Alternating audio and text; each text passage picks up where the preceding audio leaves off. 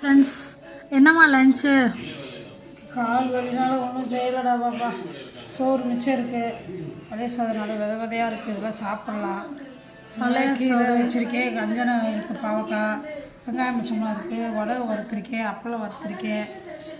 பழைய சோறு இதானா? பழைய சோறு, கீரை, பாவக்காய் பொரியல் கூட இது சாப்பிட்டா உடம்புக்கும் நல்லது தான்டாம்மா. அதனால் எல்லாத்தையும் சாப்பிட பழகுங்க. வெங்காயம், பச்சை மிளகா, அப்பளம், அவல் வடகம், வடகமும் அப்பளமும் வச்சுருக்கேன். ஆமாம், சூப்பர் சூப்பர். எல்லாம் வடகம் வீட்டில் போட்டது, கீரை ரெடி பண்ணது, பாவக்காய், பச்சை மிளகா, வெங்காயம், பச்சை வெங்காயம் நல்லது. சரி சாப்பிட. நீ சாப்பிட ஆரம்பிச்சிட்டியா? சாப்பிட போகிறேன்ப்பா. வாங்க எல்லா மக்களையும் சாப்பிடுவோம். வணக்கம். சரி சாப்பிடுங்க, பாய். அம்மா கால் வலி, அதனால இன்னைக்கு சாதம் வைக்கலடா, இருக்கு சோறு வர. சரி சரி சாப்பிடுங்கடா. சரி ஓகேம்மா, பாய். சரி ஃப்ரெண்ட்ஸ், கமெண்ட் பண்ணுங்கள் யாருக்கெல்லாம் பழைய சோறு பிடிக்கும், இது எப்படி இருக்குன்னு.